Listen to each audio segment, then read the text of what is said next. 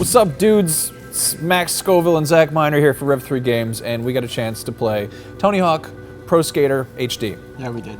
Well, this isn't quite your standard just upscale of the old game. This is like a greatest hits combination of Tony Hawk Pro Skater 1 and 2. Right.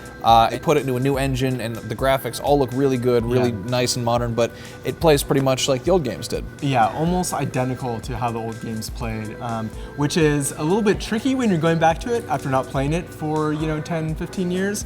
But once you get the hang of it, it is great, and the nostalgia just keeps on flowing. So we played the multiplayer modes. There are 4 multiplayer modes, 3 of which will be pretty familiar if you play the original. There's the graffiti mode, trick attack, and free skate.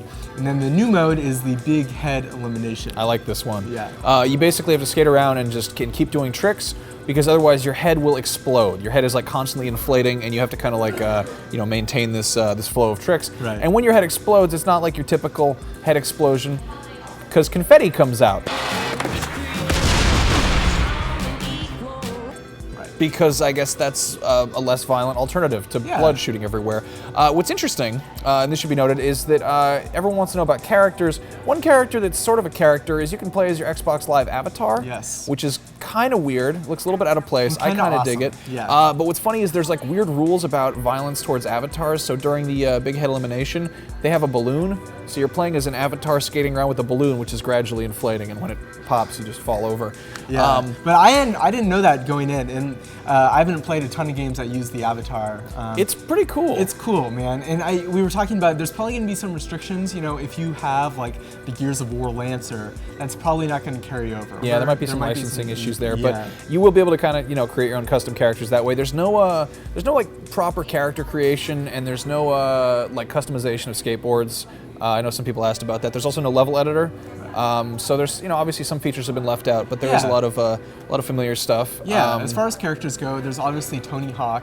There's also his son Riley Hawk, who I don't know if Riley Hawk was even born when these games came out. He was probably like a little baby. Yeah. Other characters: Eric Costin, of course, Chris Cole, Nigel Huston, Andrew Reynolds, Rodney Mullen, Lindsay Adams Hawks, who's Pastrana. And then, of course, your avatar.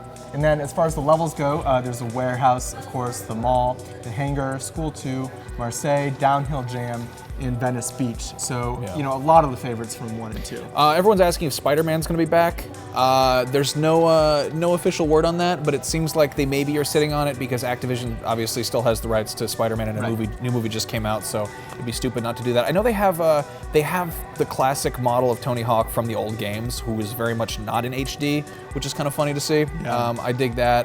The soundtrack, another big thing everyone's excited about. It's some old and some new. It's got some familiar favorites like Power Man 5000's When Worlds Collide. And of course, Goldfinger's Superman.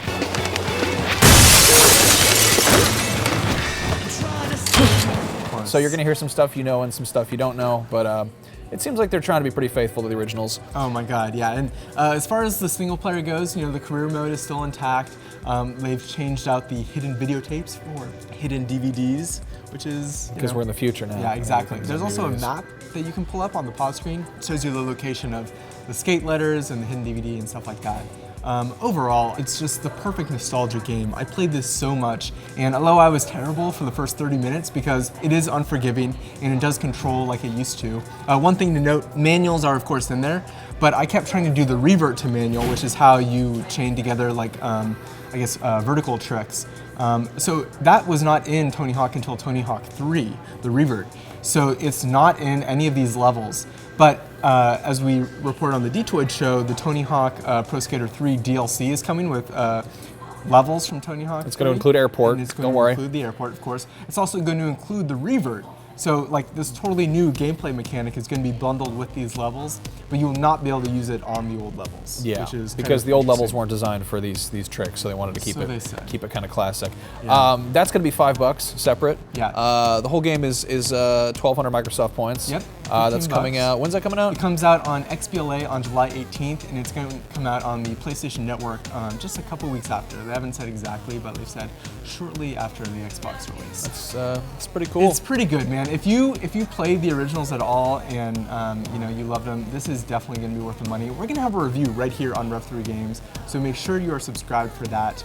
I can't wait to play more of this. Yeah, I'm so stoked. Yeah, no, it looks good, and you guys can ollie on over to Twitter and just follow us on there. We're Rev3 Games, and he's Zach Miner. Yeah. I'm Max Scoville. We're gonna be here, so stay tuned. Because skateboards. Skateboarding words. Radical, I guess. Skateboards.